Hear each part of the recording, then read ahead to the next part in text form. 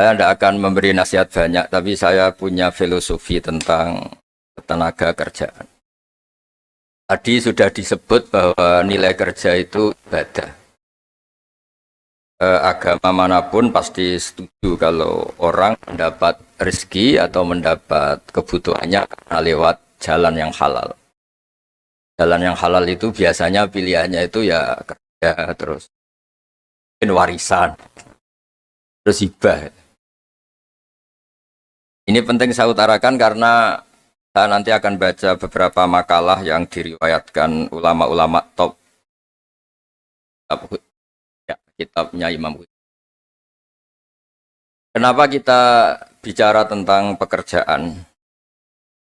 Harusnya kita ketika dapat rezeki itu asumsi Islam, asumsi kebaikan itu to'amul wahid yakfi is.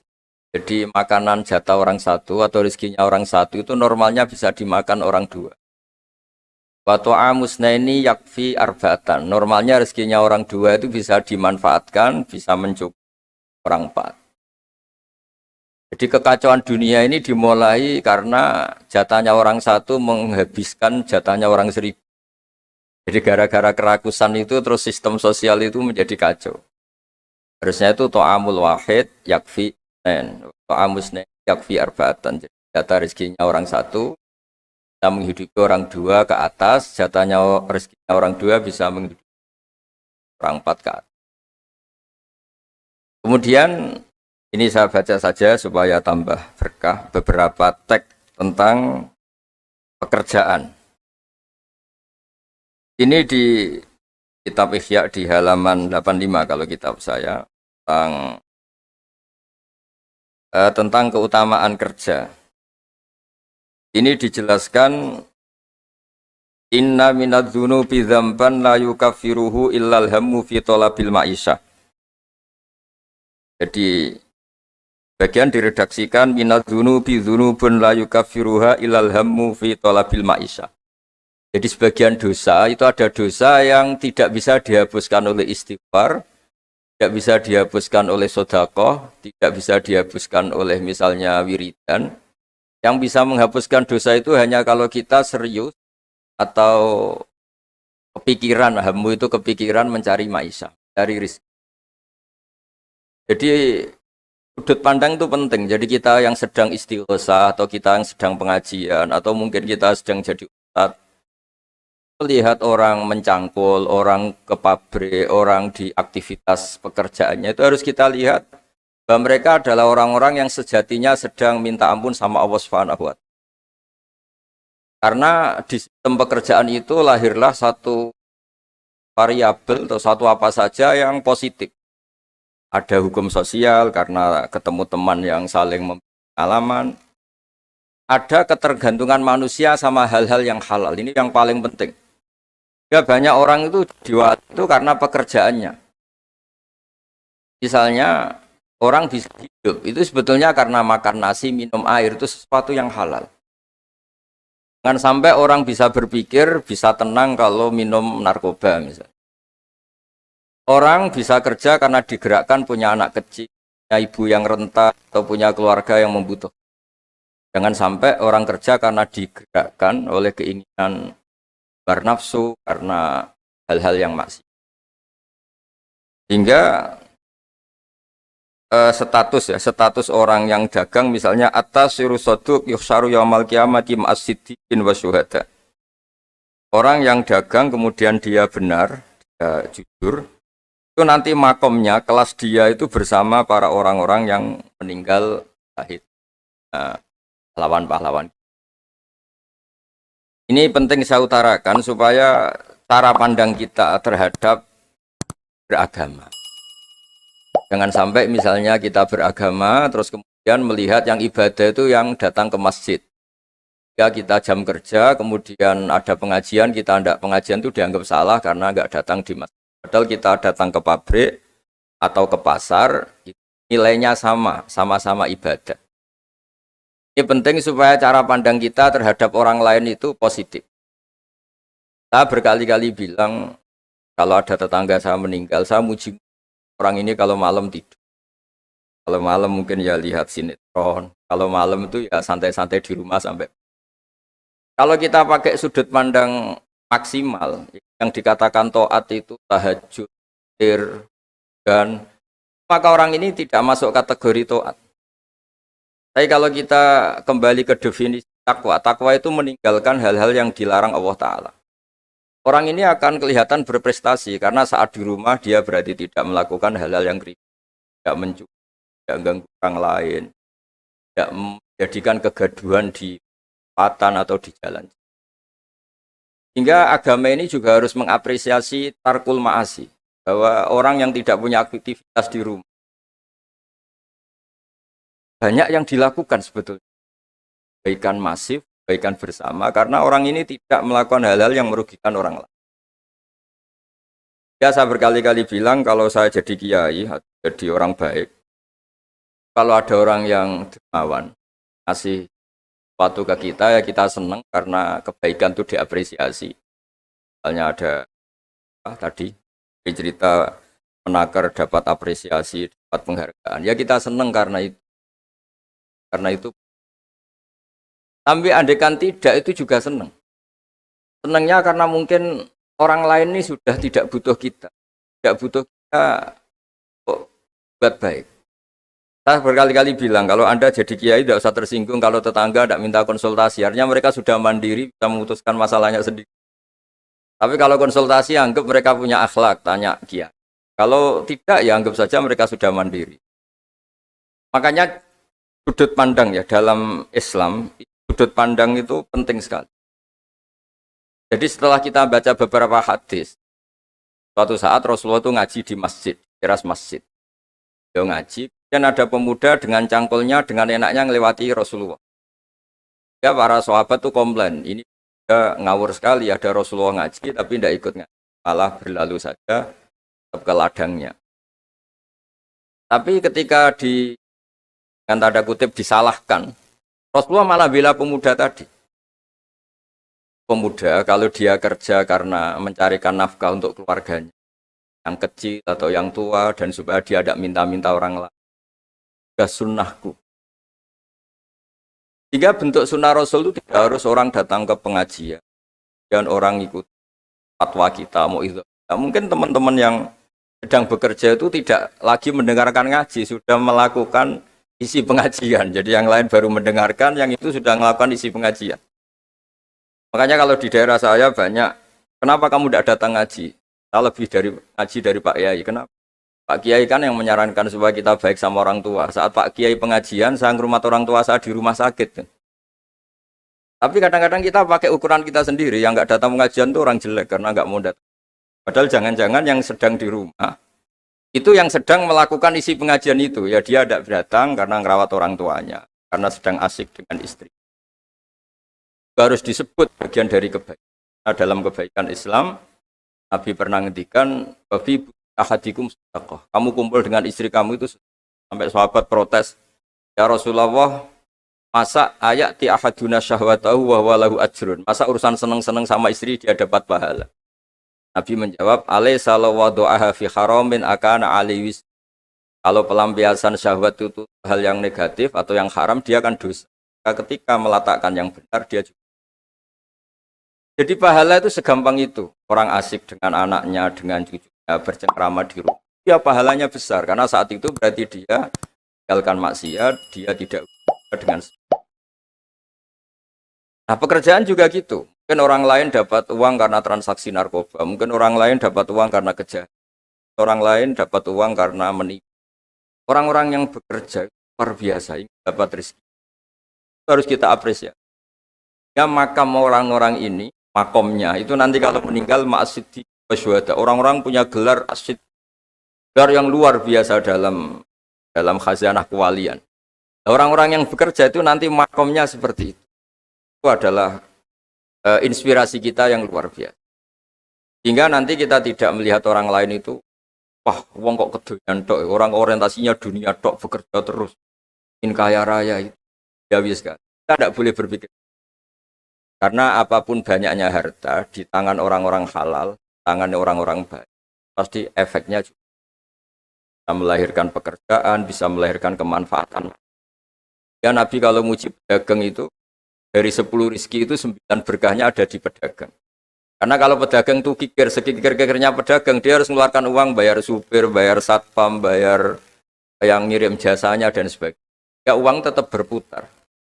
Tapi sebaik-baiknya Anda kalau tidak dagang itu mungkin uang ditabung, uang mandek. Ya potensinya itu ikhtikar. Ikhtikar itu menyimpan. Kalau ngelebihi kota tertentu, larang oleh. Karena saya nekuni keilmuan agama, maka saya hanya cerita bahwa betapa Allah itu ngapresiasi pekerja. Nabi Dawud itu seorang raja, kaya raya. Tapi beliau tidak mau makan illa mingkas biyadi, kecuali hasil hanya sendiri. Masyhur itu di riwayat, beliau seorang raja, tapi hanya makan kalau tembikar atau anyaman bambunya atau apalah. Pokoknya dari anyaman bambu itu terjual. Kalau hari itu nggak terjual ya nggak bisa makan.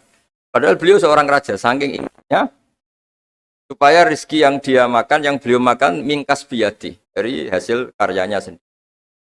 Banyak kiai-kiai guru kita yang secara lahir kaya, tapi yang pondok yang untuk dirinya itu sekadarnya. Bahkan saking ekstrimnya di dunia kiai itu ada seorang kiai yang pisang tanam secara halal dan di tanah yang pasti halal. Setiap makan yang rofahiyah itu ya agak hura-hura itu. Kafaroi dengan makan pisang itu. Satu pisang dibagi-bagi dan itu dianggap kafaroh. Nah kenapa cara-cara publik itu banyak rofahiyah? Rofahiyah itu begini misalnya. Mungkin kalau kita kiai kecil atau tokoh kecil atau siapa saja yang nasibnya kecil, mungkin kita muassis, kita pendiri. Misalnya ada kiai kecil kampung tertentu, dia pendiri. Tapi mungkin setelah kita jadi kiai besar itu, jauh diundang masjid itu, dan kemudian posisi kita mendapat. Yang menjadikan kita harus tawadhu seperti tadi syairnya Mbah Mus tadi. Ketika kiai kecil pendiri masjid, tanah kita dipakai masjid, setelah kita kiai besar kok malah dapat uang dari masjid. Mungkin karena kita kuliah dapati pinter itu kelasnya jadi tokoh di pedalaman. Akhirnya kita mungkin apa di situ yang manfaat? Pikiran, air, apa yang manfaat? Kalau kita kepinteran malah jadi orang yang terus hanya dengan negara itu mendapat, bukan memberi. Nah hal-hal seperti ini harus jadi motivasi semua pekerja. Menteri juga mentalnya harus memberi. Pekerja juga mentalnya harus memberi. Maka dulu banyak negarawan kita bilang hubungan Anda dengan negara itu sejauh mana Anda memberi sama negara ini. Dan berpikir sejauh mana negara ini memberi kepada kita. Itu yang diajarkan guru kita, orang-orang kita, bahwa hubungan kita dengan negara, dengan orang lain itu yunfikun itu berkontribusi. Hingga saya ini termasuk kiai yang kalau ketemu orang yang terlalu baik sama saya ini saya sungkan, karena hubungannya saya mendapat. Tapi kalau ketemu orang yang lebih lemah mungkin saya lebih pede, karena hubungan kita ini memberi. Itu yang diajarkan al-yadul ulya khairu, bahwa tangan yang atas lebih baik ketimbang tangan di bawah.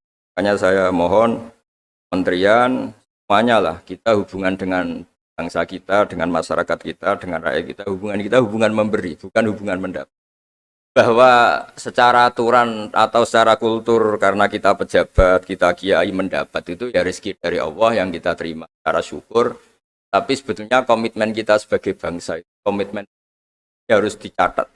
Karena Islam mengajarkan ma'aliyal umur, mental-mental yang mulia. Mental mulia itu ya mental heroik, mental memberi, mental berkontribusi. Kan mental nyuwun hanya kan mental yang ma'aliyal umur, kan mental yang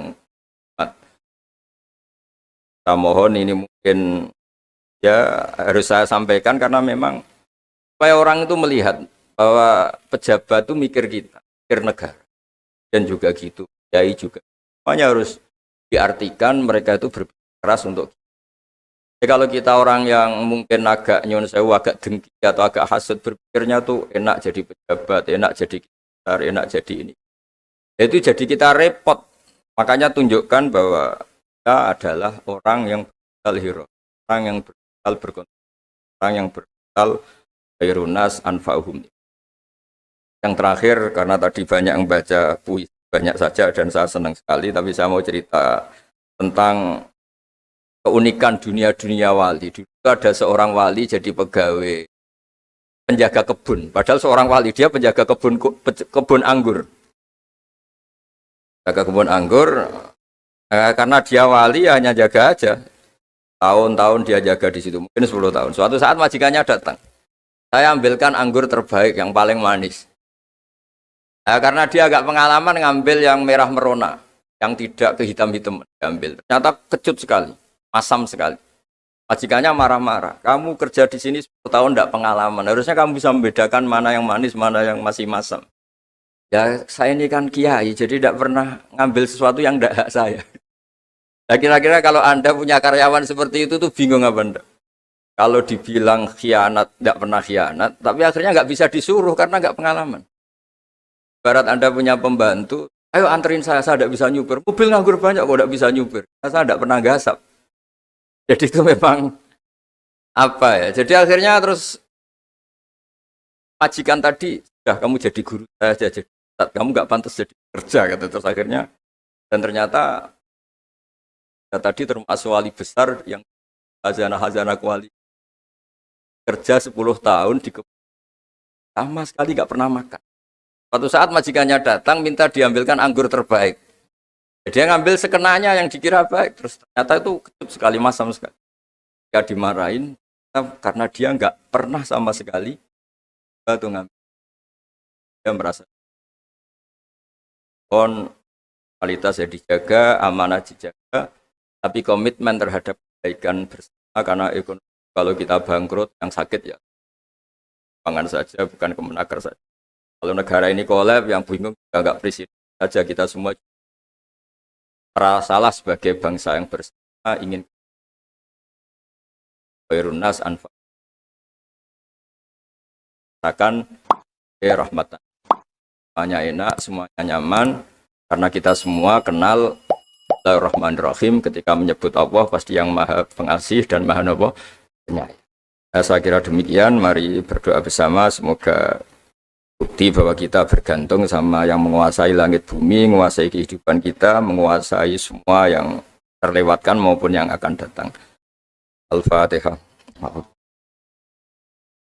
Ar-Rahman.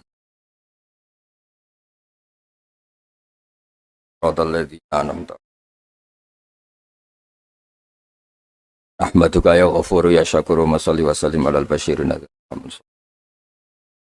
as'aluka bi anna lakal hamda la ilaha illa anta al-hannan al-mannan ya bati as-samawati wal ardi ya hayyu ya qayyum ya dzal jalali wal ikram antarzuqana ya wa husnal muamalati fi ma baini waj'alna aminin mutmainin alladzina la khaufun 'alaihim wa lahum waj'al baldatana ya baldatan mutmainnat ya'tina ya warisku karohotan warzukna insyirahus sadri laka warzukna salimin ghanimin wa'afin min kulli bala'id dunya al-akhirah Rabbana atina fid dunya hasanah wal akhirati hasanah sallallahu ala sayyidina Muhammad sallallahu alaihi wasallam subhana rabbika rabbil izzati amma yasifun wassalamun alal mursalin alhamdulillahi rabbil alamin.